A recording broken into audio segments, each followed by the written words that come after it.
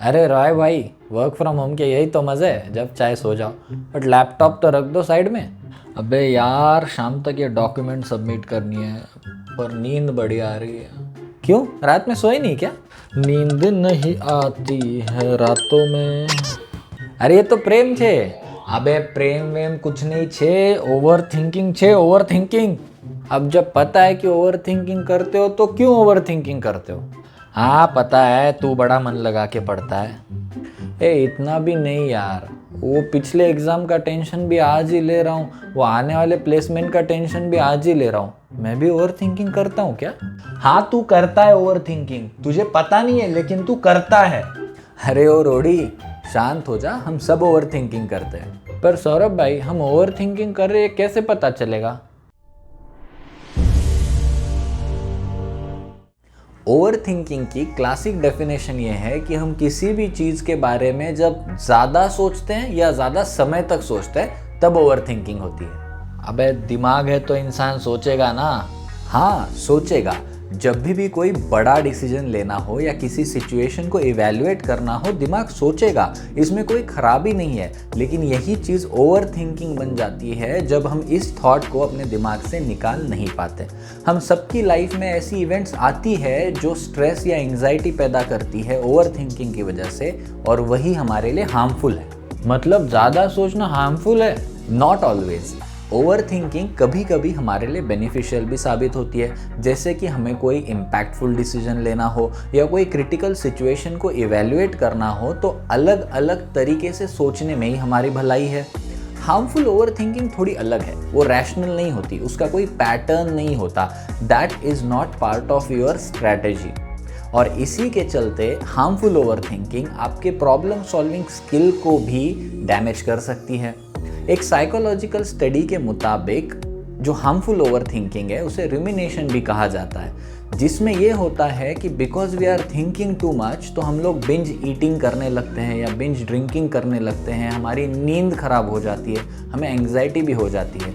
सिर्फ हमारा मानसिक स्वास्थ्य ही नहीं, हमारी फिजिकल हेल्थ पे भी इसका इम्पैक्ट होता है। हाँ यार, दिमाग भी खराब, सेहत भी खराब, लेकिन ये ओवर थिंकिंग कम करने की कोई तो टेक्निक होगी ना।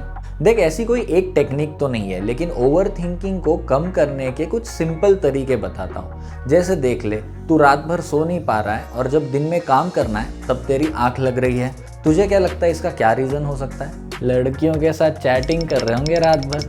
काश ऐसा होता मेरे भाई, पर ऐसा नहीं है। एक इम्पॉर्टेंट प्रोजेक्ट चल रहा है, टाइमलाइंस भी थोड़ी टाइट है, 2 हफ्तों से सॉल्यूशनिंग कर रहा हूँ, वही चीज़ें दिमाग में घूम रही है यार। Correct, so you know the reason.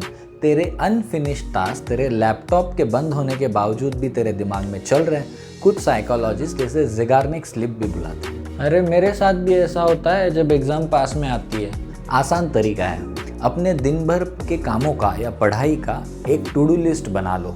ये पहले एक रात पहले ही बना लेना। मॉर्निंग में जब काम स्टार्ट करना है उसके पहले उसको ठीक से देख लेना कि कब क्या करना है, और शाम को जब आपका काम खत्म हो जाए, जितने काम आप फिनिश कर पाए उनको टिक कर देना। जितने काम आप फिनिश ना कर पाए उन कामों के सामने रिमार्क्स लिखना है कि या ये मैं कल करूँगा, या इसकी वजह से डिपेंडेंट है, ये मैं परसों करूँगा। Give it a closure. Once you close that to do list और your diary and your laptop, फिर वॉक पे चले जाओ, फैमिली के साथ गप्पे मारो, साइकिलिंग चले जाओ, अपने माइंड को थोड़ा खुली हवा दे दो। चलो ये भी करके देखते हैं। और इस जिग्गी के लिए कुछ है क्या तेरे पास? आगे का पीछे का सोचता रहता है। सिर्फ जिज्ञासु क्यों, हम सब भी तो यही करते हैं। अब तुम खुद सोचो, हम अपने आप से नहीं कहते कि यार कल मैंने प्रेजेंटेशन में क्या कह दिया, अब लोग मेरे बारे में क्या सोचेंगे। अरे काश बचपन में मेरे माँ बाप ने मुझे ये चीज़ सिखाई होती तो आज मैं ऐसा नहीं होता। यार मैं पहले वाले जॉब में ठीक था। ये सारी बातें जो हम आज अपने आप से करते हैं, जो बीते हुए कल की है, जिनका आज कोई इम्पैक्ट नहीं है, उसके बारे में सोच कर अपने दिमाग को एक्स्ट्रा काम क्यों लगाना है। और ठीक इसी तरह कुछ फ्यूचरिस्टिक थॉट्स भी है। यार कल के प्रेजेंटेशन में पता नहीं मैं कैसे परफॉर्म करूँगा, या फिर मुझे अच्छी लाइफ पार्टनर मिलेगी कि नहीं, या कॉलेज ख़त्म होने के बाद अच्छी जॉब मिलेगी कि नहीं। ये सारी चीज़ें फ्यूचर की है। हमें प्रेजेंट में जीना सीखना पड़ेगा, तब जाके हमारी ओवर थिंकिंग कम हो जाएगी। ये एग्जाम्पल्स तो सही दिए आपने। मेरे साथ और एक चीज़ होती है, जब तक मैं परफेक्ट डिसीजन ना लूँ, परफेक्शनिज्म ही तो है जो हमारी अच्छी डिसीजन मेकिंग के बीच में आने वाला सबसे बड़ा ब्लॉकर है। क्योंकि परफेक्शनिज्म इज़ वेरी सब्जेक्टिव। जो तुम्हें लग रहा है परफेक्ट है या तुम्हें लग रहा है करेक्ट चॉइस है, अगर तुम उसे अचीव ना कर पाओ तो तुम्हें लगेगा तुम फेलियर हो। और ये बात सही नहीं है, क्योंकि एक इंसान के लिए सारी सिचुएशंस 360 डिग्री में पता होना या making that one correct choice always is not possible. Perfectionism को चेस करते वक्त हम जितने सारे सिनारियोज को कंसिडर करते हैं जो कि हमारे कंट्रोल में हो या ना हो, हम उसे अपने आप पे ले लेते हैं और उसी की वजह से हमारा स्ट्रेस बढ़ता है। अभी इस परफेक्शनिज्म को कैसे कंट्रोल करें ना? अब इस परफेक्शनिज्म की टेंडेंसी को कंट्रोल करने के लिए अपने आप से कुछ सवाल पूछने हमें ज़रूरी है। उस पर्टिकुलर सिचुएशन में जो भी इंफॉर्मेशन आपके पास है, is that enough you to take a next step? अगर है तो आगे बढ़ो, क्यों वेट कर रहे हो कि कोई और सिचुएशन भी होगी? दूसरी इंपॉर्टेंट चीज़, अब आपने लिया हुआ ये स्टेप या ये डिसीजन क्या आपके टॉप प्रायोरिटीज़ को इम्पैक्ट कर रहा है इन अ पॉजिटिव और नेगेटिव मैनर? अगर अच्छे से इम्पैक्ट कर रहा है तो आगे बढ़ो। इस प्रोसेस में आप क्या उन लोगों का दिल दुखा रहे हो जिनका आपको दुखाना नहीं चाहिए? अगर नहीं दुखा रहे हो तो आगे बढ़ जाओ। और सबसे इम्पॉर्टेंट चीज़, क्या ये स्टेप लेने के बाद, ये एक्शन लेने के बाद आप अपने गोल के करीब पहुंच रहे हो, एक हाथ स्टेप आगे बढ़ रहे हो? अगर हाँ, तो क्यों परफेक्शनिज्म का वेट करना है, आगे बढ़ो। ठीक है यार, देख परफेक्शन के पीछे तो दौड़ नहीं रहा हूँ, लेकिन कितने सारे एक्सटर्नल फैक्टर होते हैं जो बेवजह का प्रेशर क्रिएट करते हैं। चला, हर महीने की 20 तारीख को पैसे ख़त्म हो जाएंगे ऐसा ही लगता रहता है। बिल पे कर पाऊंगा कि नहीं पता नहीं, सैलरी कब आएगी, वो जो पैसा आने वाला था वो कब आएगा। यार कितनी सारी टेंशन है। फिर इसी टेंशन में क्या है, सर झुकाओ, काम करो। रॉय ऑथर एमी मोरिन कहते हैं, when you find yourself worrying, take a minute to examine the things that you have control over.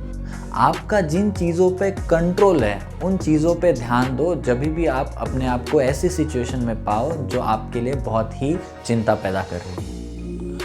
खुद से सवाल पूछो कि आखिर क्या है जो मेरे कंट्रोल में है, जो मैं कर सकता हूँ। नाउ इन योर केस, सिर्फ ये सोचते रहना कि अगले महीने की सैलरी कब आएगी, अगले महीने की सैलरी कब आएगी, वो तो उसी तारीख पे आएगी ना जिस तारीख पे आती है। उसके ऊपर तुम्हारा कोई कंट्रोल नहीं है, वो डिसाइडेड है। या सैलरी के अलावा भी अगर आपके बिजनेस से कोई इनकम आ रही है, कोई पैसिव इनकम भी आ रही है, वो जब काम होगा तभी आएगी। लेकिन what is in your control? क्या तुमने कभी ये सोचा कि मेरे एक्सपेंसेस क्या है? क्या मैं किसी एक्सपेंस को कम कर सकता हूँ? क्या मैं मेरी किसी सोर्स ऑफ इनकम को बढ़ा सकता हूँ? इन चीज़ों पे बैठोगे, ध्यान दोगे जो तुम्हारे कंट्रोल में है, तो सैलरी कब आएगी या बिल कैसे पे होगा उसकी चिंता तुम्हें नहीं सताएगी। सौरभ भाई, पर मैं ना कोई भी अच्छी आदत ज़्यादा दिन तक कंटिन्यू नहीं कर पाता हूँ। डिसिप्लिन इंसान नहीं हूँ ना मैं। ओवर थिंकिंग कम करनी है ना, तो सबसे पहले कहानी बदलनी पड़ेगी जिज्ञासु। मैं डिसिप्लिन इंसान नहीं हूँ, I am not a morning person, I can't commit to anything. ये सारी क्या है? ये सारी कहानियाँ तो हैं जो हम अपने आप को बता रहे हैं। और जब हम रिपीटेडली यही सारी कहानियाँ खुद को बताते हैं तो यही हमारे थॉट्स, बिलीव्स और एक्शंस में कन्वर्ट हो जाते हैं। उसके बाद हम जो भी ज़िंदगी जी रहे हैं, हम सारे अनुभव जो कर रहे हैं वो इन्हीं सेट बिलीव्स के हिसाब से कर रहे हैं, जो कि गलत है। तो ऐसी सिचुएशन में हमें क्या करना चाहिए? हमें अपने आप से सवाल पूछना चाहिए कि मैं जो भी बोलता हूँ, मैं खुद से जो सेल्फ टॉक करता हूँ, वो मुझे एम्पावर कर रहा है कि वो मुझे लो फील करवा रहा है, अच्छी फीलिंग नहीं दे रहा है। तुम खुद सोचो। ये बात तो सही बोली आपने, मैं एकदम सिंसियर लड़का हूँ and I am a party animal. तो फटाक से खत्म कराएंगे काम और जाएंगे पार्टी में। तो तुम लोग अभी ओवर थिंकिंग करना बंद करो। हाँ, और आपके जो दोस्त है आपको लगता है ओवर थिंकिंग करते हैं ना, उनके साथ ये वीडियो शेयर करो, वीडियो को लाइक करो। चलो।